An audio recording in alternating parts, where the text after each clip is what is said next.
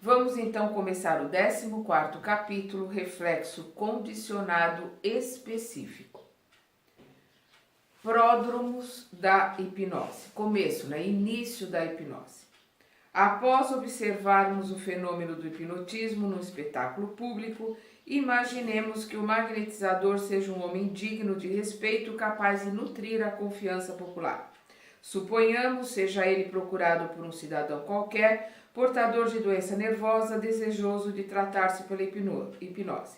O enfermo tê-lo-á visto na exibição a que nos referimos ou dela terá recebido exato noticiário e por isso mesmo buscar-lhe-á o concurso fortemente decidido a aceitar-lhe a orientação. Então nós vemos aqui ele falando de doença nervosa. Hoje se utiliza o hipnotismo para doenças psicossomáticas, e para vícios, para uma série de coisas. Naquela época, 1959, isso estava começando. Mas o André Luiz faz um adendo aqui, conhecendo as pessoas, para que elas não sejam influenciadas dentro daquilo que ele está falando, e principalmente para que elas não entendam mal aquilo que ele está falando. O André Luiz faz um adendo aqui. A utilização dos fenômenos hipnóticos serve neste livro simplesmente para explicar os mecanismos da mediunidade. Então ele vai fazer uma analogia do hipnotismo com a comunicação do mentor e a comunicação do espírito com o médium. Ele não está fazendo apologia aqui para o hipnotismo, nem está colocando para os espíritas usarem o hipnotismo. Ele deixa isso bem claro. Então ele coloca simplesmente para explicar os mecanismos da mediunidade e não para induzir os companheiros do espiritismo a praticá-los em suas tarefas. Porquanto, o nosso objetivo primordial é o serviço da doutrina espírita, que devemos tomar por disciplinadora de todos os fenômenos que nos rodeiam, na esfera das ocorrências mediúnicas, a benefício de nossa própria melhoria moral. Então, o trabalho da doutrina espírita é para a melhoria moral, para melhorarmos a nossa disciplina. E ele está colocando aqui, explicando sobre o hipnotismo, para poder fazer essa analogia, para poder explicar melhor como funciona os mecanismos da mediunidade. Continuando. O hipnotizador de imediato adquire conhecimento da atitude simpática do visitante e acolhe-o com manifesto carinho.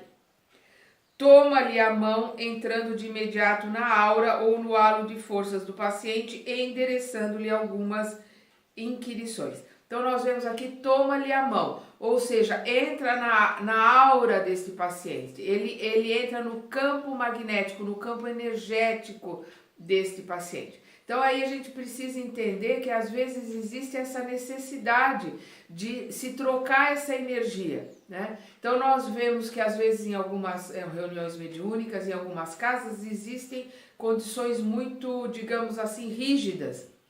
E às vezes o médium não aguenta, ele não está conseguindo trabalhar com aquela energia, ele precisa que um outro médium o toque.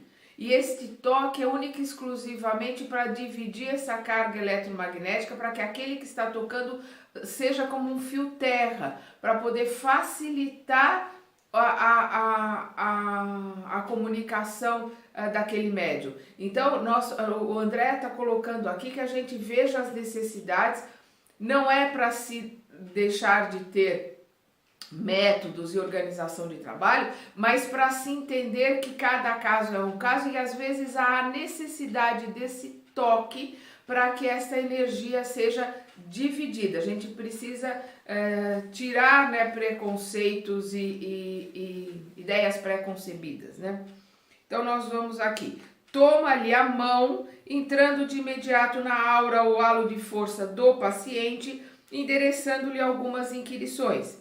Nesse toque direto, ele faz questão de colocar aqui de novo, nesse toque direto, inocula-lhe vasta corrente revitalizadora, em lhe falando de bom ânimo e esperança, o doente se lhe rende satisfeito aos apelos silenciosos de relaxamento da tensão que o castiga.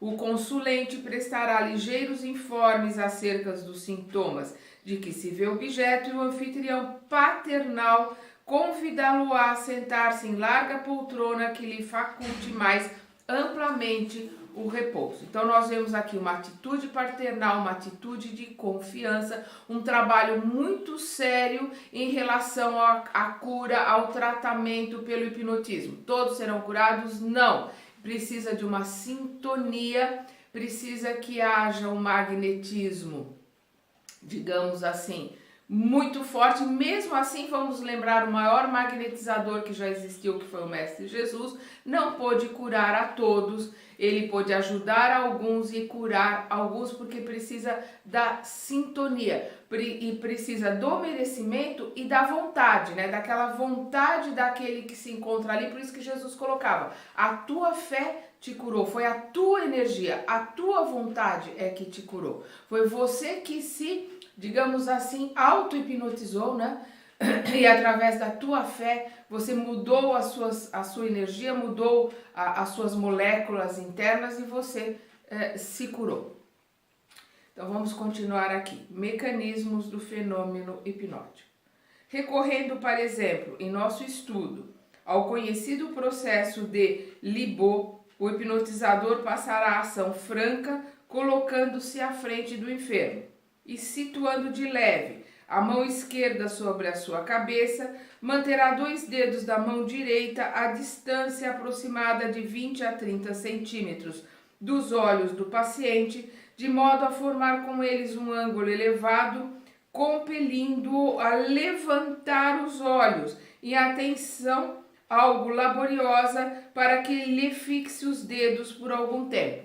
Então nós estamos vendo aqui o hipnotizador colocar 2 dedos assim mais altos para que o hipnotizado olhe e fixe esses dedos mais elevados. Isso tem uma razão de ser, porque os nossos nervos ópticos, eles ficam abaixo da pineal.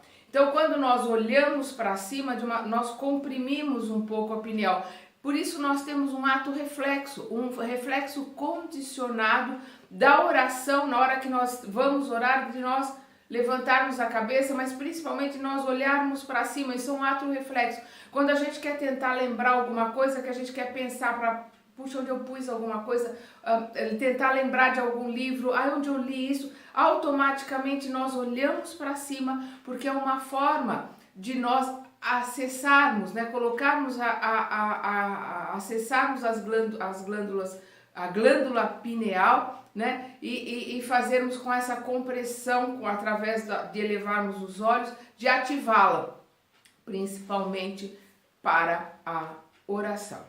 Então, no hipnotismo também, ele condiciona a essa ativação ao fazer com que o paciente olhe para cima.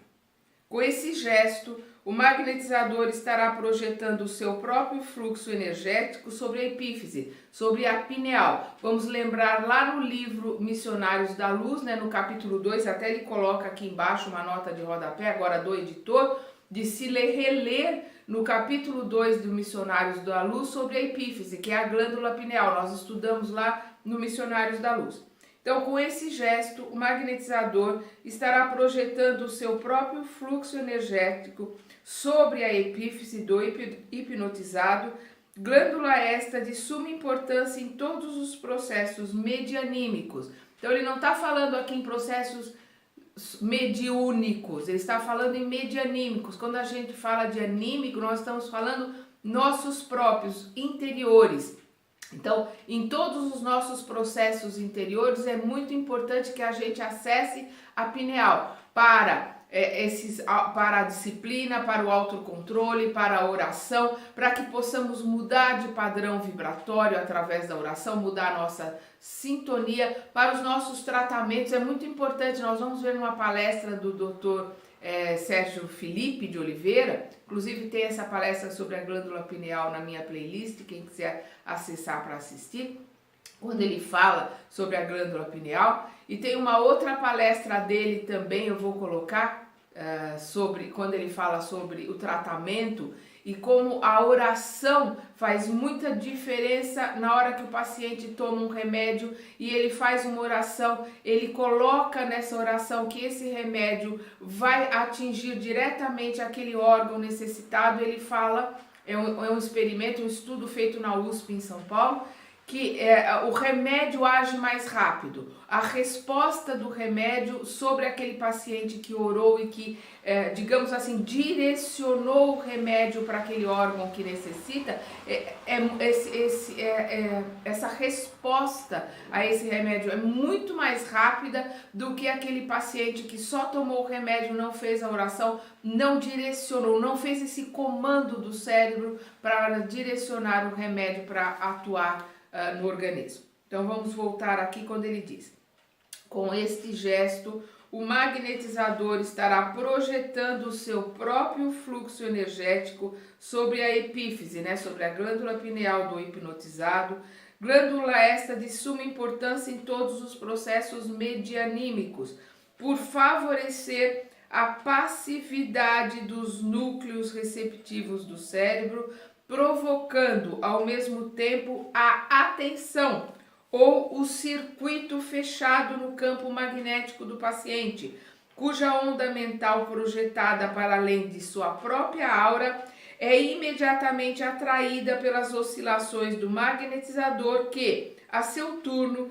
lhe transmite a essência das suas próprias ordens.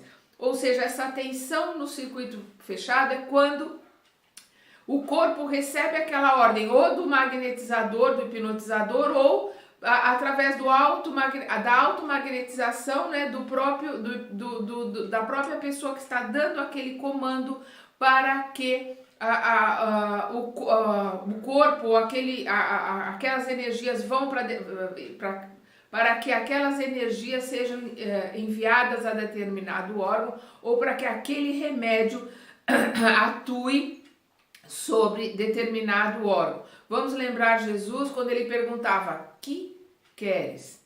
É este comando que nós estamos vendo aqui de circuito fechado sobre o cérebro. Jesus perguntava: que queres? Para quê? Para que sobre o comando daquele que estava ali à sua frente, ele pudesse mandar as suas energias magnetizadoras e sobre aquele comando, aquela pessoa retransmitisse essas energias dentro daquilo que ela quer. Olha o circuito fechado aí. E aí ele explicava: foi a tua fé que te curou, porque foi o teu comando que enviou as minhas energias magnéticas para aquele órgão ou para aquela situação que você quer ver modificada. Aí nós vamos entender o que é este circuito fechado, né? Esse comando dentro desse circuito fechado, que o maior magnetizador que a Terra já teve, que foi Jesus, também precisava desse mesmo circuito fechado para que as suas energias magnéticas sobre o comando daquele que estava à sua frente fizesse efeito, dependendo da sua vontade. Por isso que ele dizia: foi a tua fé que te curou. Foi o tamanho da tua vontade que fez diferença. Maior ou menor diferença, dependendo da sua vontade, né? Vontade verdadeira. Libertando as aglutininas mentais do sono, o passivo na hipnose estimulada se vê influenciado pela vontade que lhe comanda transitoriamente os sentidos, a vontade do hipnotizador, né?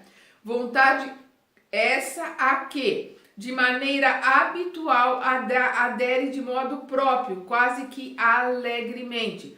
Então nós vamos ver aqui o hipnotizado, né, dando passividade, aderindo de modo próprio, de modo alegre àquele comando. Então nós vamos ver, por exemplo, quando uma criança está sonolenta, a mãe chega lá e fala: vamos para a cama, né? Eu fazia isso com o meu filho, principalmente o meu filho mais velho, que ele era desde pequenininho, já gordinho, pesado.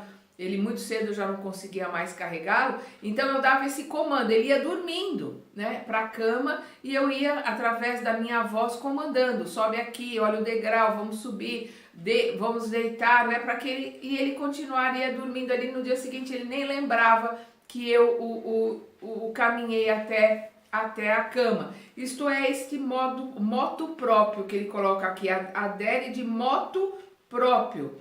Ou seja, adere alegremente, adere com passividade ali, permitindo que aquele comando o conduza. Nós vamos ver isso na mediunidade. Nós vimos lá no livro Domínios da Mediunidade sobre o comando, né, do mentor, o mandato mediúnico, né? Que é aquele comando que o mentor tem sobre o médium, daqueles que vão se comunicar através do médium. Então nós vamos ver esse aderir de moto próprio, aderir de uma forma, digamos assim, alegre, de uma forma contínua, de uma passividade, né, consentida, era essa palavra que eu queria, desse consentimento passivo para esse comando, né? O médium com o seu mentor, o mentor vai colocar para ele, olha, o fulano vai, através de você, ser auxiliado, ou através de você passar uma psicografia, e esse médium passivamente vai aceitar aquele comando através do comando maior que é do seu mentor. Então vamos continuar aqui, quando ele diz: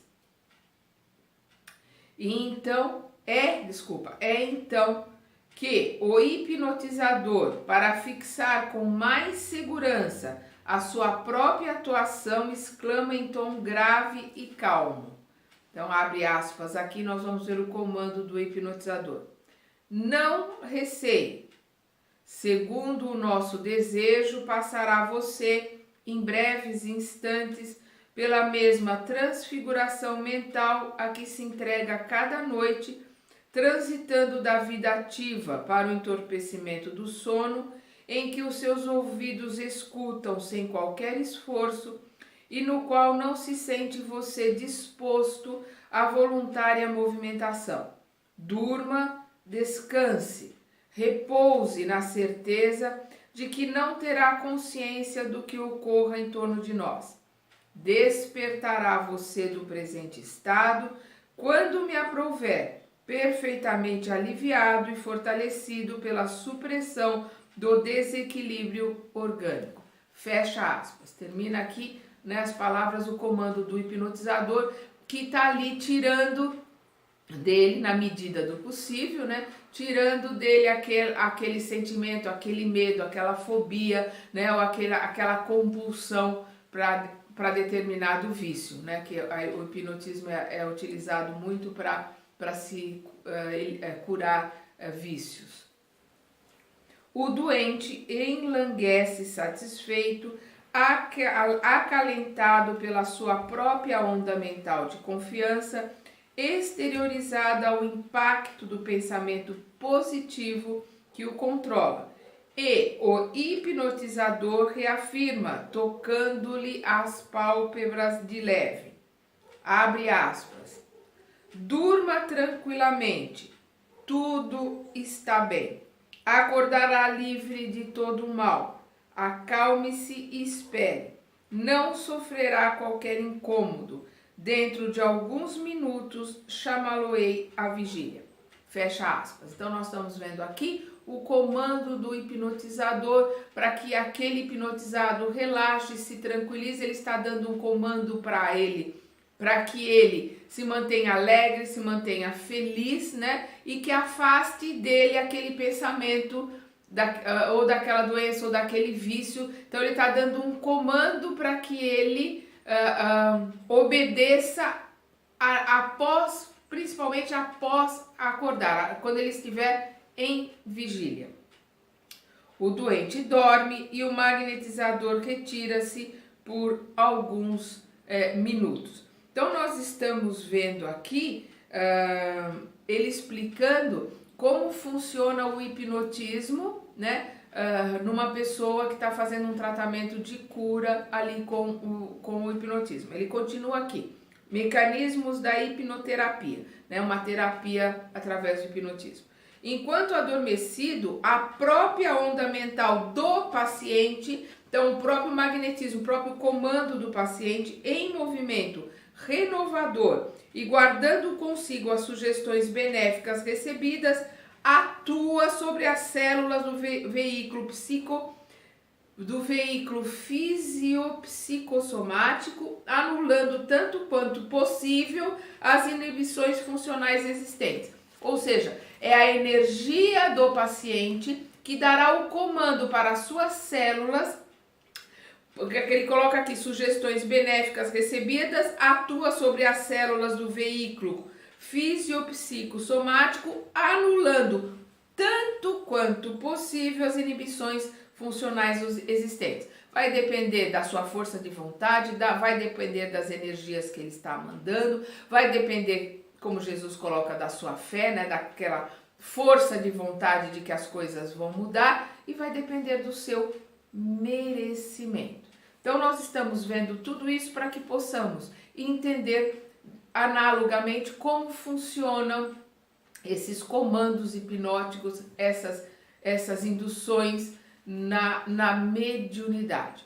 Então nós vamos ver a continuação deste capítulo e este entendimento na segunda parte deste capítulo.